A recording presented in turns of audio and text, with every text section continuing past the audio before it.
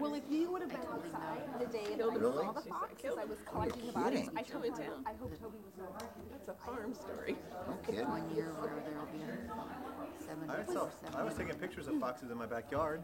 I feed them. It was like they had made, he made a trek. They started between us, then they worked their way down the hill, this side of the creek, that side of the creek. It was ridiculous. Really? This is Tammy. I think it's time to go here. Well, I'll make sure my underground fence wasn't working. So I'll make sure I can put a new battery. You gotta winterize that too.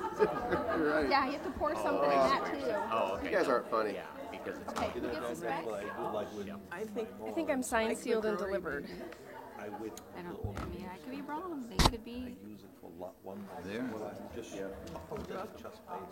Right. So I use all the gas. I used them over this afternoon. Now they're hot. Afternoon, this morning.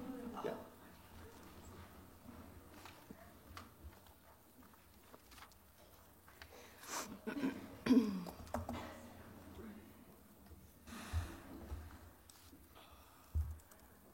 Good evening and welcome to the Monday, November 12th Muscatine Community School Board meeting. Madam Secretary, would you take roll and determine a quorum, please? Director DeBeat, Here. Drawbaugh, Here. Finn, Here. Mather, Here. McCarter, Here. Neighbor, Here. Wildermuth. Here. A quorum is present. Thank you. If you would please stand and join me in the pledge. I pledge allegiance to the flag of the United States of America and to the republic for which it stands, one nation, under God, indivisible, with liberty and justice for all. I'd like to welcome all of our visitors in the audience with us and watching at home, as well as our media representatives. Our next agenda item is Citizen Speaks.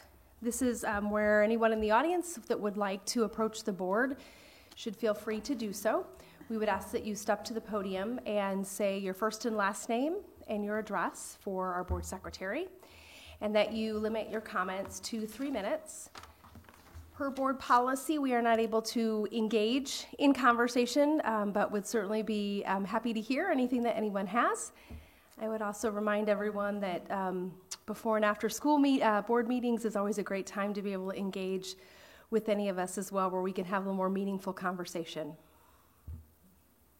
And no one's headed to the mic. All right. Next on our agenda is our student council update.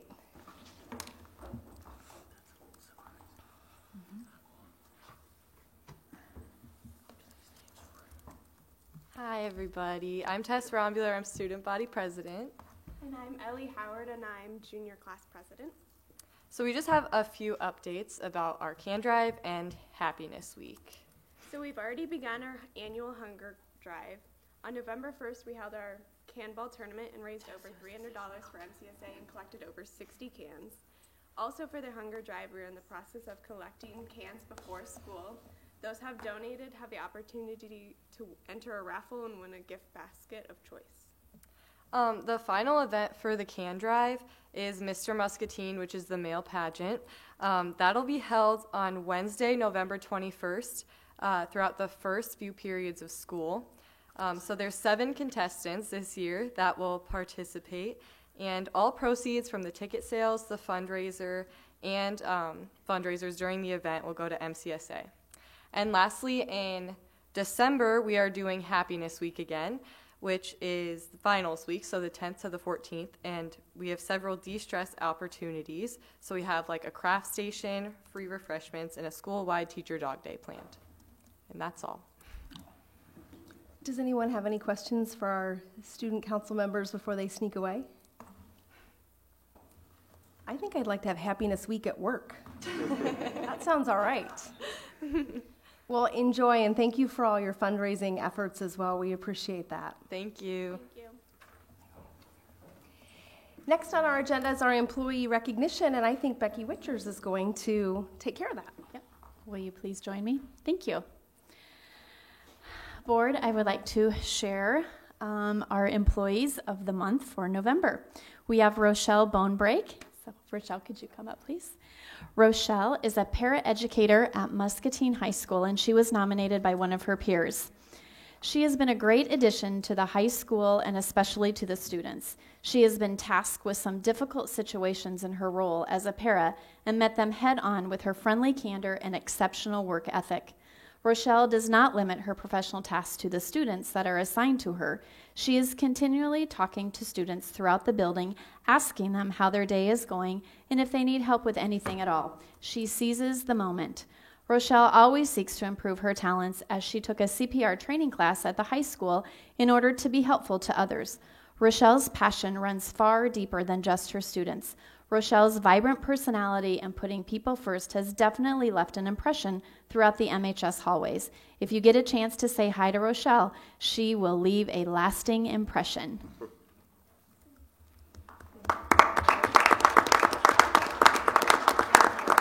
Next, we have Ellen Carey. Ellen is a social studies teacher at Central Middle School, and she too was nominated by one of her peers. Ellen Carey uses humor, honesty, and consistency to connect with students at all levels of learning. She is able to engage students by getting to know their interests outside of school and relating them in the classroom. Her belief and pride in MCSD is evident through her teaching and numerous coaching positions. As a coworker, Ellen brings those same strengths to work each day. She is flexible and adaptable to the needs of the group while sharing her own opinions too. Ms. Carey is willing to try new ideas and supports her fellow teachers through kind words and a positive outlook. Ellen Carey helps turn Central's family philosophy into reality each and every day.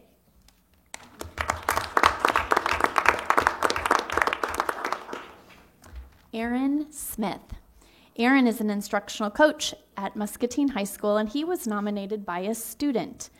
Mr. Smith is an amazing teacher. He is kind, caring, understanding, and supportive.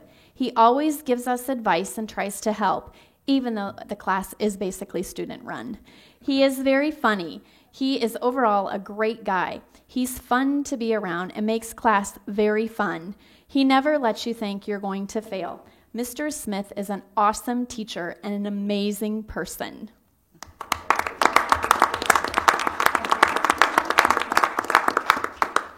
Next, we have Jonathan Toma, and Jonathan is the instructional music instructor at Muscatine High School, and he too was nominated by a student. I graduated in 2017, but my favorite thing about Mr. Toma was the fact that he was one of the only teachers in the high school that would stand outside of class and greet us every day. I personally think this is important for all teachers to do because it shows that they are excited to see you. His door was always open. You were able to go into his office anytime he was there. He loves having conversations with students about anything they are wanting to share. My other favorite thing about him was that he tried telling a joke every day. He knew that they were bad jokes sometimes, but he was still willing to share them because we laughed when we heard any joke that he shared. Mr. Toma is willing to do anything for his students, so he deserves to be recognized.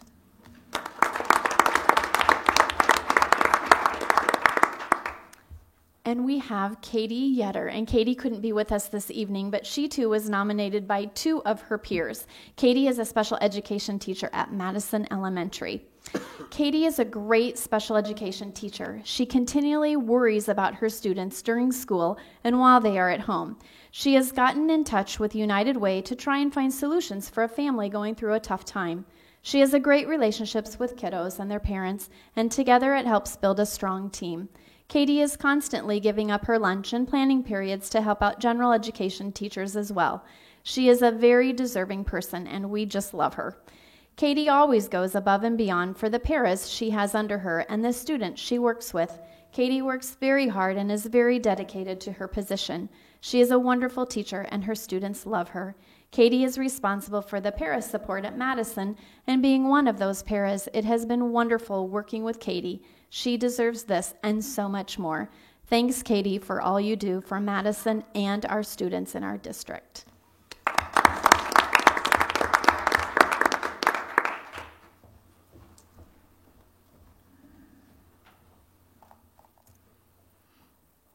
Well, congratulations again to our November recipients, and a special thank you to those that also nominate them. We appreciate the time and the kind words and the stories that we get to hear, so Congratulations. Next up on our agenda is for our board targets and goals. And I'm just going to read these goals very quickly before I pass this on. But students will graduate prepared for post-secondary options.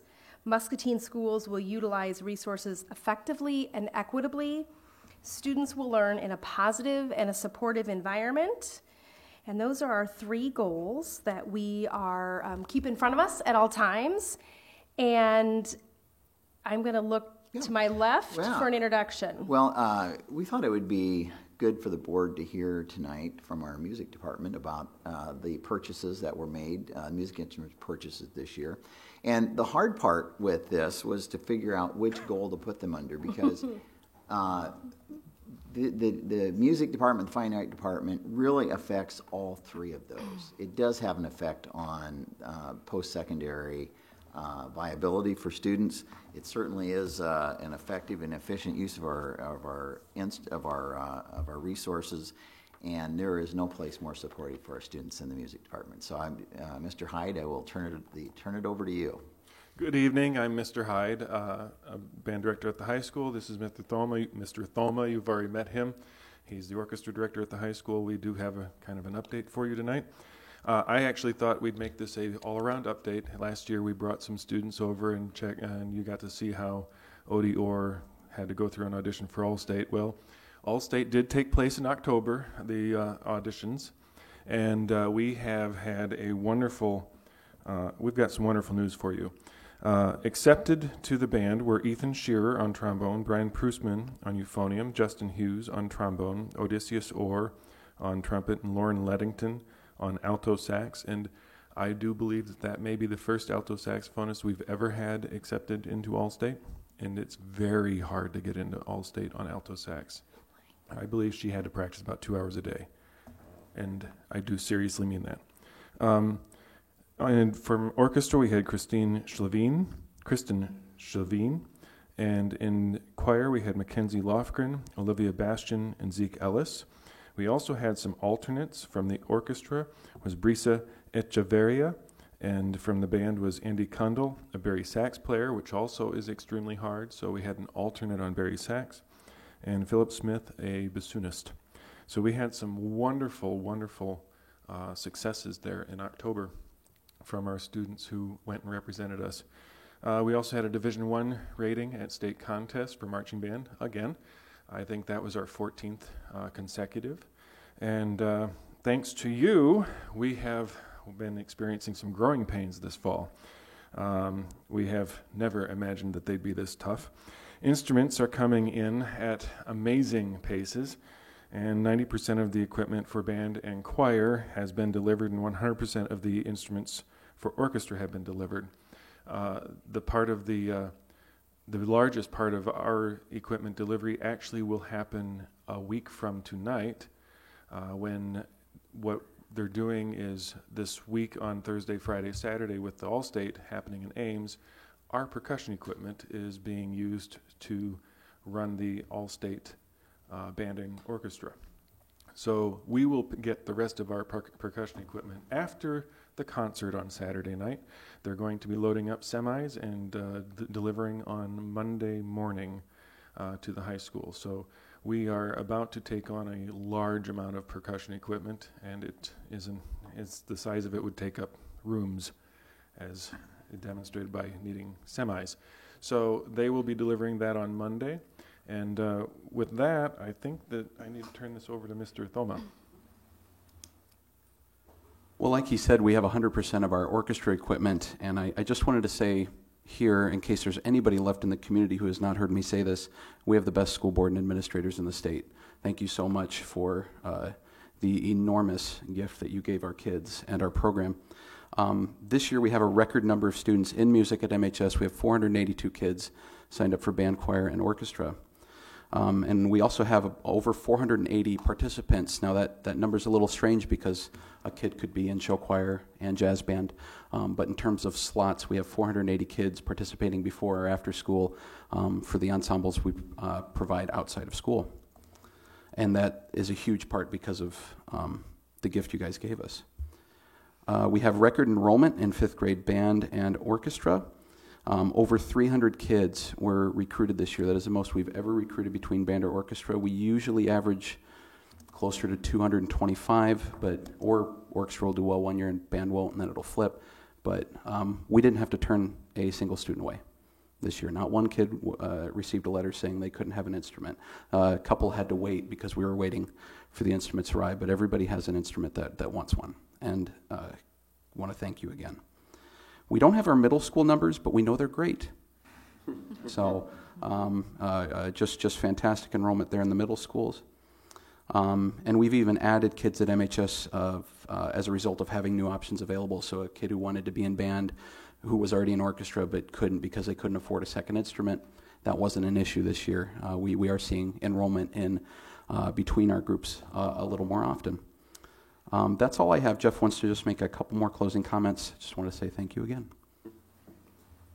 Obviously, with the increased enrollment, we are also speaking with our administrators about our options for expanding the department space.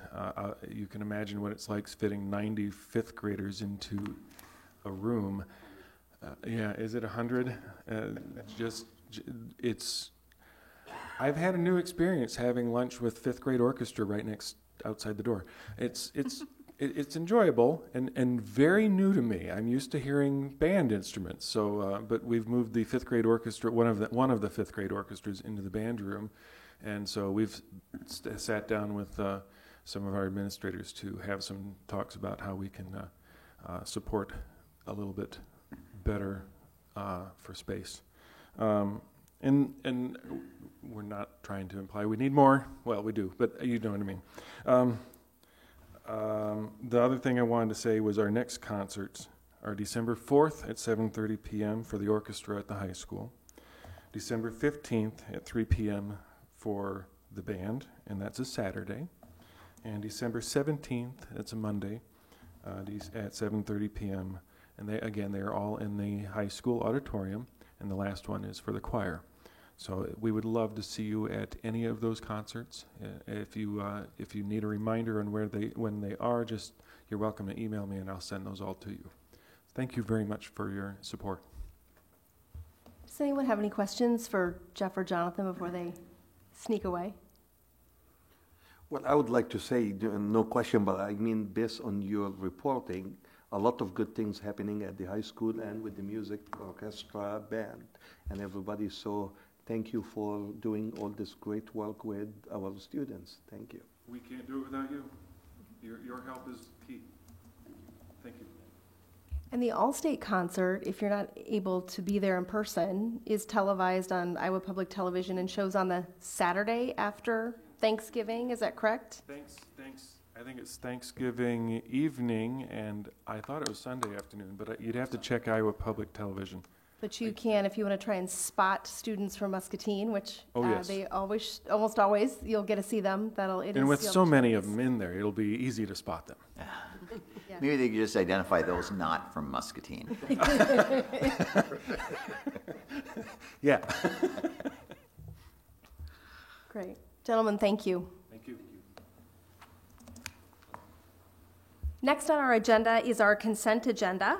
The following items are considered to be routine by the Board of Education and will be enacted by one motion. There will be no separate discussion of these items unless the director so requests, in which event the item will be removed from the consent agenda and considered in its normal sequence from the agenda. Those items are minutes, employee recommendations, and bills and claims. What are the wishes of the board? So moved. I believe I have a first and a second to approve the consent agenda as presented. Madam Secretary, are you good on the motion and the Wildermuth Mather. Second? Perfect. Is there any discussion? Hearing none, all those in favor, please signify by saying aye. Aye. And opposed? And the motion carries. The next item that we have, an action item, is for the 2019-2020 school year. I'll go ahead and read the agenda item, and then, Jerry, if you have any additional adds to this, I'll pass it to you. The 2019-20 school year, the sixth grade will be a part of the elementary school program. Colorado Elementary will no longer be a K through 5 school, but will become the district's preschool center. Central Middle School and West Middle School will operate with grades 7 and 8 only. Colorado Elementary will become part of the Madison Elementary attendance area. If Madison would not be the best choice for a family, Colorado parents will be given first priority for any open grade levels in other elementary buildings for in-district transfers for in-district transfers. For the 2021 school year, Central Middle School will close, and all 7th and 8th grades will be located at West Middle School. That's a lot. There's a lot of moving parts there, and there's this amount of change is always difficult for any district. I worked in a district where we didn't seem like we could build schools fast enough, and then work in districts that have to manage enrollment that is declining, and it's always it is always an emotional undertaking when we're dealing with schools that families have considered a second home, and schools that have been institutions in a community. We have been spending quite a bit of time this fall talking about this, trying to figure out what the best solution is. Like we said a number of times, we have Central Middle School is in an 80-year-old building, and it has served the district well, but really we need to have a plan for moving on without it in our array. We have had a 20-year decline in enrollment that would appear to be continuing. And as all of you folks know, declining enrollment means that there's going to be fewer tax dollars. And even if our enrollment were steady, when you have personnel costs, other costs that are, go at a 3%, 3.5% increase, and you have a 1 or 1.5% state increase, it's difficult to maintain the status quo. This is always difficult when you're trying to be ahead of the curve on change, because sometimes it's hard for folks to understand, well, why are you doing this now? And then you don't have to look too far for districts that probably waited too long, and there are probably people saying, why didn't you do something sooner? So our intent with this is, first of all, we want to improve our opportunities for our kids. I think having the 6th grade in the elementary building is really critical. I have talked to a number of parents. The vast majority would appreciate another year in an elementary school for their 6th graders. We also have a responsibility to make sure that 6th grade is a growth year that while they're in that building, and we're going to do our best to make sure that 6th grade doesn't look just like 5th grade, but we don't want it to look like the 7th grade either. And so there's work to be done there, and will be done. We have some really good teachers and principals that are going to come up with a very solid schedule for those students. Our middle school kids, next year, both buildings would be in operation with just 7th and 8th grade. At the end of that time, we would just have then one grade to transition from Central. The 8th grade would move on to the high school. 7th grade would move to West Middle School. And it's, of all of the moves, this one is probably, to a degree, the trickiest, in that the first year that this would occur will be the largest number of kids in that building. We're calculating around 770 kids. It has about a 750 capacity, or 750 for lockers, so that's not necessarily the capacity. But in short order, that number declines quickly. The next year, there's 760, following that 727, following that 679, following that 614. So it doesn't take long, and those numbers drop considerably. What we're hoping to accomplish in that 7th and 8th grade program is a schedule for those kids that really prepares them well for 9th grade. We want them to be academically prepared, socially prepared. We want them to, their attendance will allow them to be successful. Academically, they'll be successful, and that they'll want to be part of the high school program in a successful fashion. I also think with the movement of consolidating our preschools at Colorado, that we are going to have an opportunity to really enhance that program. Our goal is to have services that would really affect those kids, our smallest muskies, all in one place. I think it'll be more efficient, more effective. I think there's great hope that there will be other parts of the community that will want to support that with services also. We will explore some opportunities for some wraparound care there. And again, that would be something I would prefer that we would be able to have others provide rather than the school district. But that is something else I've heard from a number of parents that would be greatly appreciated. So all of these things somewhat work in concert. It's like that, is it Jenga? That game, you pull one out and the whole thing can come. They do need to work together. In order for the space for the 6th graders, we need to move the middle school. In order to extricate from Central, we need to move the kids to West and have the 6th grade back in the elementaries in order to really provide a more comprehensive preschool program. We need the space. So I guess if there are some questions or some things that I can try and answer, or Mike and Becky can help answer, we're here.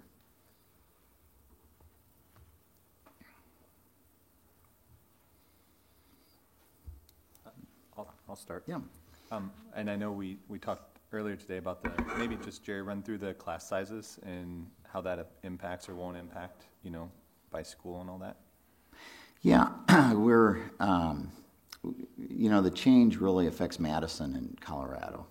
I've already had some parents contact me that there are some other schools that they'd be interested in going to, which would be great because we have other buildings that have room. So we kind of took the worst case scenario that every student would wind up going to Madison. And with that, by going to three sections, the sizes are going to be very much in line with the rest of our district. So and the other side of this is that we are not reducing any teachers. We're not terminating any teachers. So we're going to have more teachers than immediate sections. So we'll be able to, if we need one extra section somewhere or two sections somewhere, we'll have the personnel for that. We are hoping with early retirements and some movement that our staff will be able to reduce our staff through attrition. I feel strongly in our district that if you start riffing teachers, it gets really hard to attract and retain. And so we want to keep our people. They've been loyal to us. We have a process in place to try and make sure people get placed as quickly and humanely as possible, because I know that's a big thing when you're asked to make that change, and we'll do our best with that. But I'm really pretty confident that we shouldn't have any big bubbles. We always have some buildings somewhere is going to have 2 or 3 more than others just because of a bubble class. Yeah. But I think we'll be able to take care of those. And I liked your idea of the boundaries, not changing those right away, but after time, possibly looking at that once things settle. Yeah, and I think again, over the next few years, the district is going to have to be really vigilant in how it uses its resources and space. We are going to be, we have a nice little cushion to get us through some of these things, but we're going to have to constantly be looking at being efficient. And so I don't think anybody would like to see an empty elementary building right now. I mean, that's one of the nice things with this.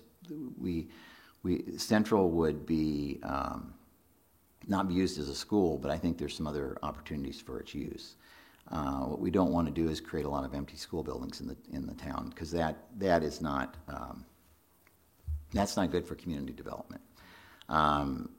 You know, the other side of that, if we would get a population bump and we have a building that can be repurposed back to an elementary building. And so it's kind of nice to have that luxury over the next, you know, I think 7 to 10 years, the district will have kind of a time to manage this. At the end of that, there's probably going to have to be a really pretty good plan about how you're going to manage your facilities, because you're going to have a lot of older buildings. You know, 20 years from now, West is at the same stage Central is.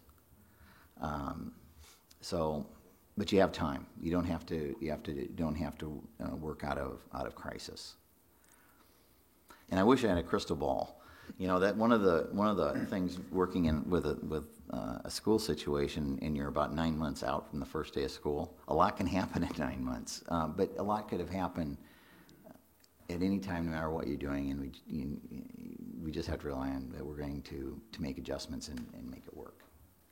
I think you've done a good job.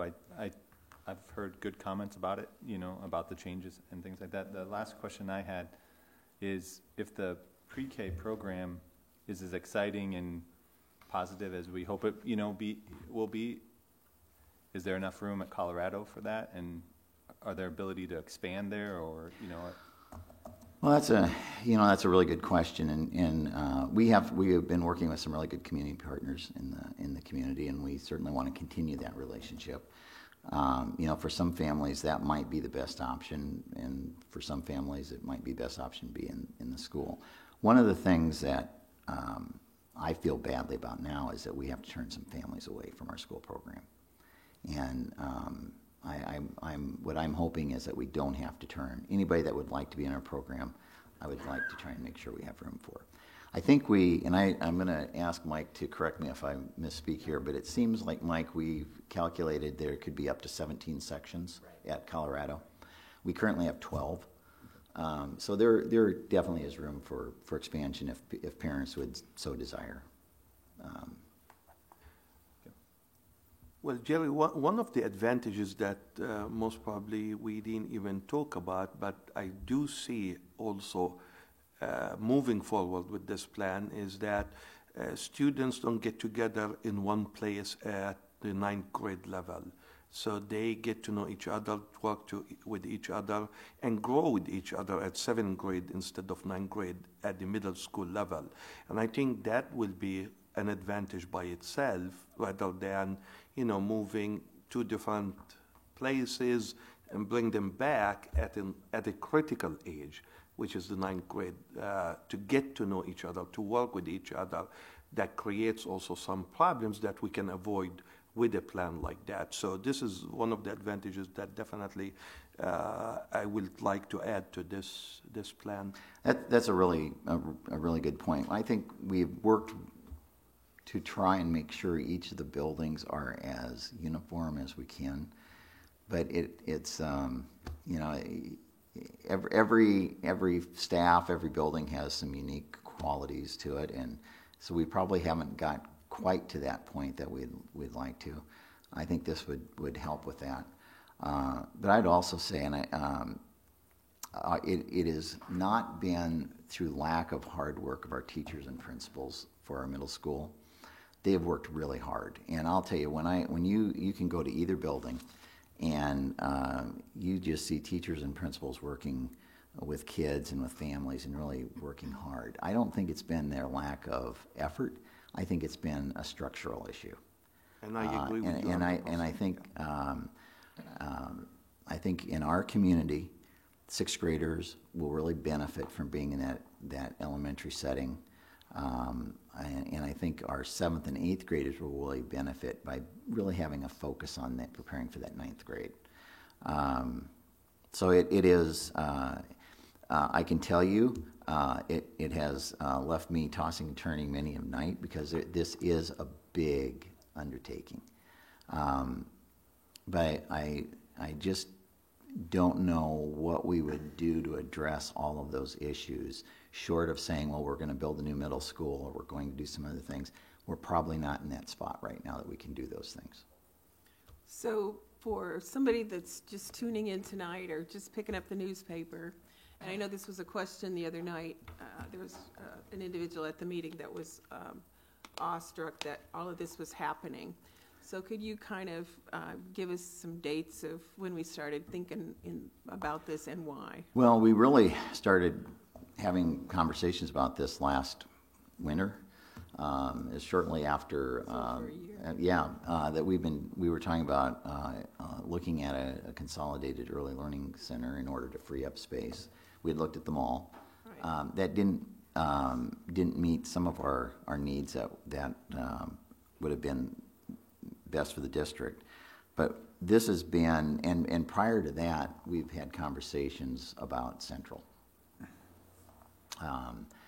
It is, and I know how much it means to some folks, and I appreciate that. But from a security standpoint, it is very difficult to bring it up to where we would like security to be in that building. Your ventilation, your water system. There's just the room size of the rooms. There's just a lot of things that make it difficult to be viable down the road.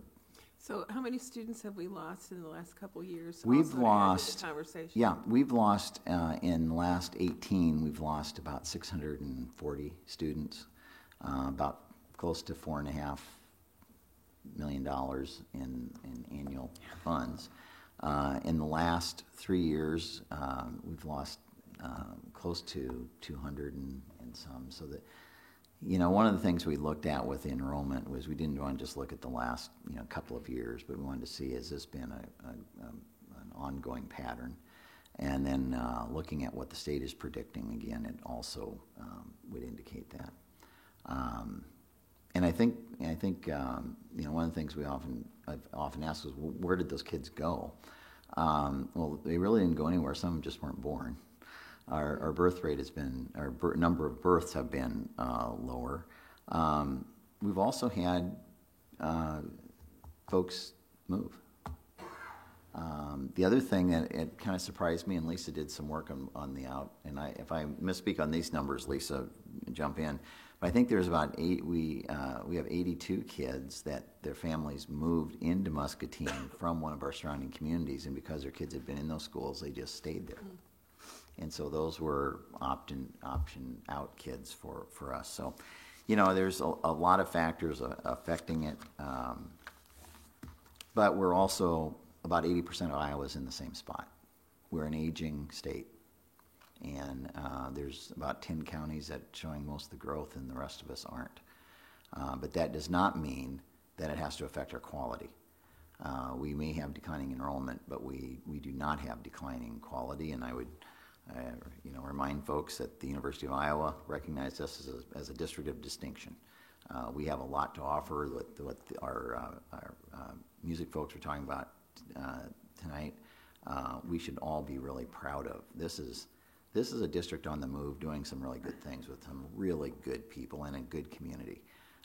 We just want to make sure that we keep our resources managed so that we are not in crisis. Jerry, I have another quick question because a couple of people talked to me about that. Can you touch briefly on the traffic issue around West and McKinley, please? If you just briefly. Yes, I think we're going to put some of those helicopter pads on top of the building, and we're going to airlift kids in.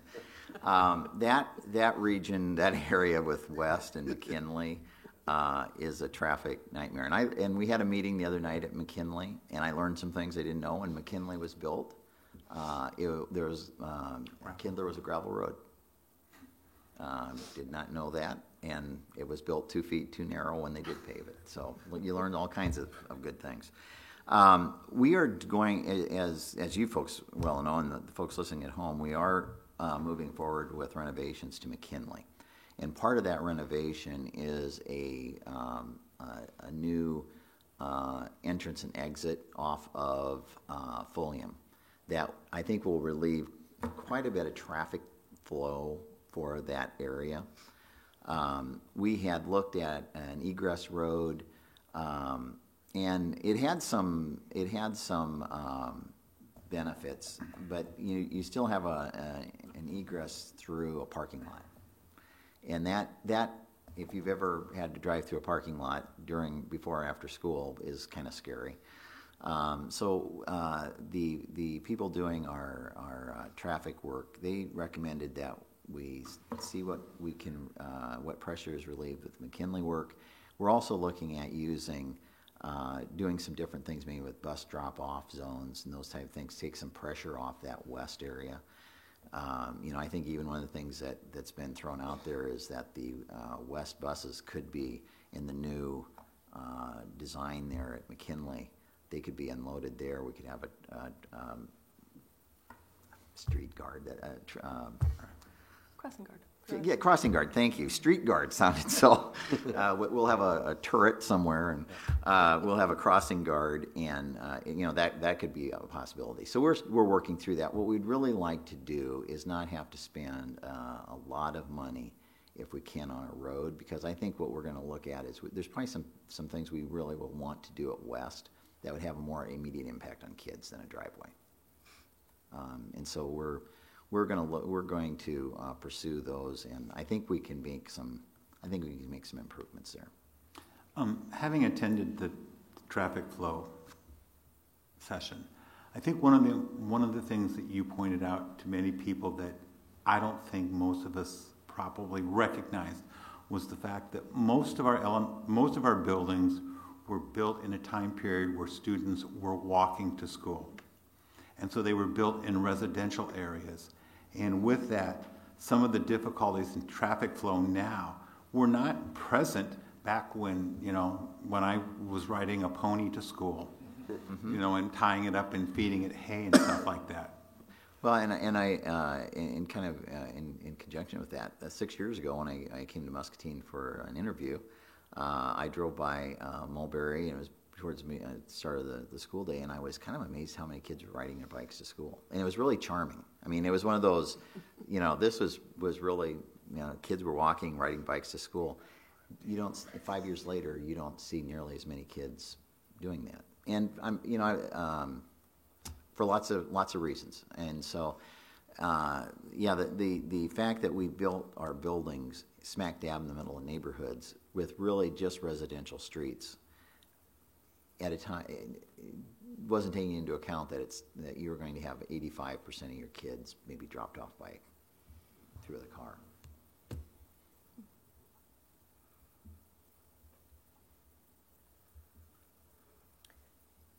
All right, so if I could recap just a little bit. This has been, again, conversation we've had for almost a year, so I want to echo Mary's comment about all of a sudden when it comes time for the vote, we have spent hours talking about, hashing about, questioning each other. Can we do something else? Is there another option? It's not a quick decision for us. And there are a lot of moving pieces, and it is important. One, we know the importance of executing on them well for our students and for our staff. So we've certainly talked about that. We talk a lot about our students. We've also talked a lot about our staff. We know we're asking for a lot of trust. We know we're asking to make some moves that we don't know what they will look like yet. And I know that has to be very difficult, but we will do the very best we can to do that as efficiently as we can as well. So we're looking at putting sixth grade back into the elementaries. So that would be one change. This would all be for next year. We're looking at Colorado Elementary, turning that into a pre-K center. Students that currently are at Colorado would transition to Madison. And if there's a concern and a parent would rather have them somewhere else, we will entertain to the very best we can. If there's another spot that works better for those parents, we need to have availability in those spaces of that grade school they choose, but we'll certainly look to do that. And then that takes us to the following year, 2021.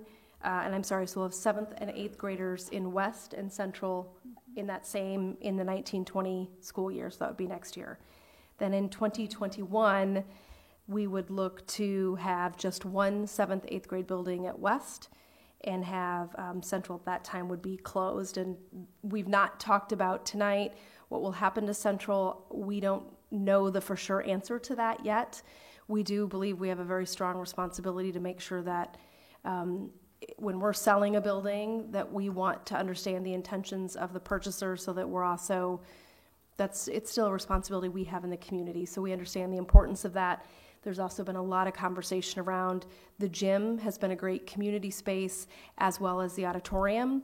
So we would like to work with someone to do whatever we can so that we would still have access to those two properties.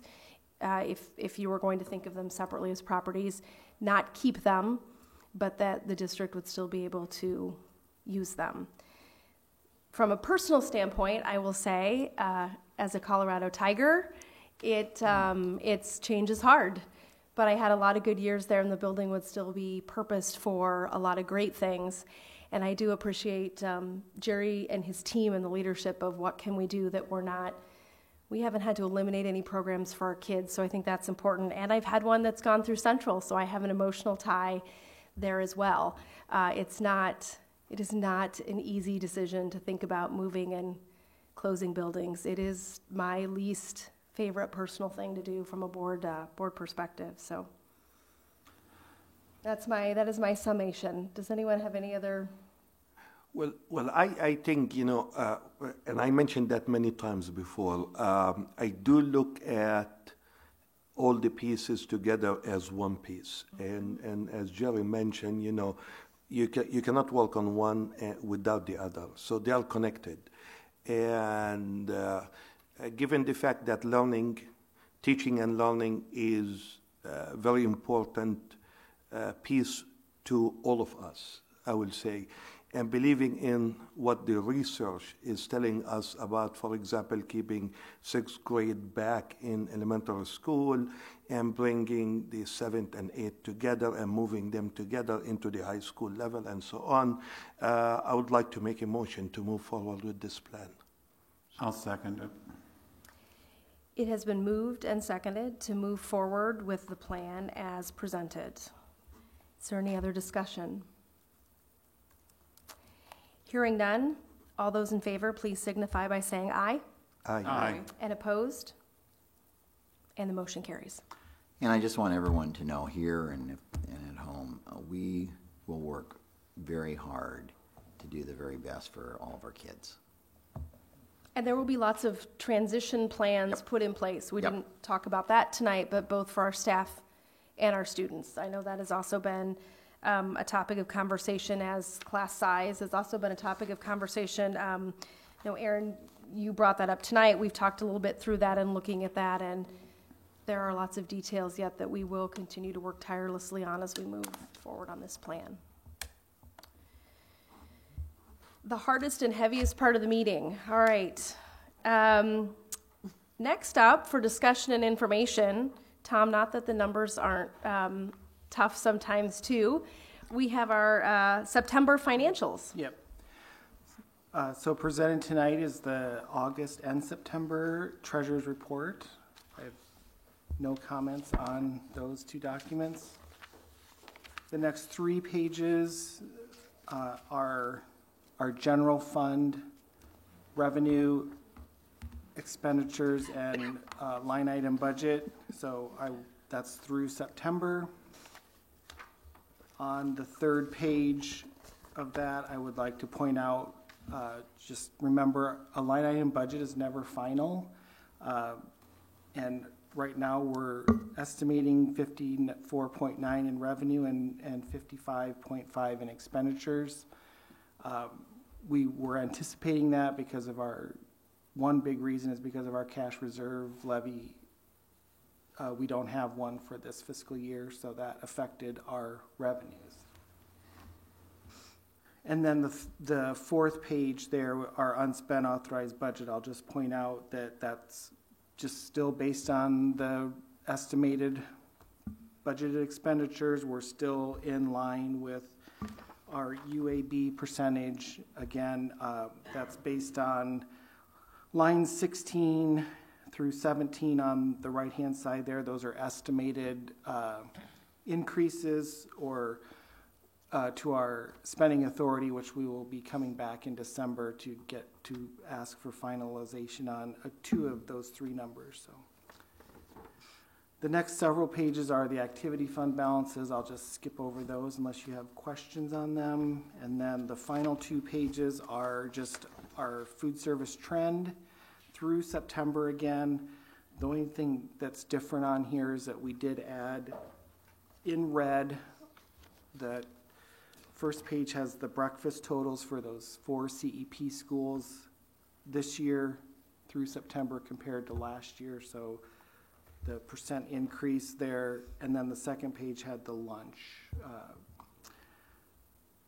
for those 4 CEP. Those that community eligibility program, yeah, where the 4 schools have free lunch and breakfast. So that is it. Any questions for Tom? Tom, thank you. Our last item is just then a few announcements of upcoming meetings and events. November 12th through the 16th is National Education Week. So lots of information in the media celebrating that. November 14th and 15th, the Iowa Association of School Boards will have their state conference in Des Moines. Randy Neighbor, Toby McCarter, and myself will be heading to Des Moines at different times to hit different parts of the convention. It is professional development for us. So it's always an opportunity to learn more about what's happening across the state of Iowa and share some of the great things that are happening in our own district as well. November 21st will be a 2-hour early dismissal, and then we head into the Thanksgiving holiday. So the 22nd and the 23rd, there is no school. And the next meeting takes us into December, which is almost hard to say. December 10th, we'll be back at City Hall at 7 p.m. Does anyone else have any other announcements? If not, I would entertain a motion to adjourn. I'll move to adjourn. It's been moved. I'll second. You were too slow, Toby. It's been moved and seconded for a motion for adjournment. All those in favor, please signify by saying aye. Aye. And opposed? And the motion carries. Thank you, everyone. Thank you. Was that the paper? Or was that the Quad City? Why I was saying all that was because she was writing away, and they wanted those dates and those people. I was glad you did.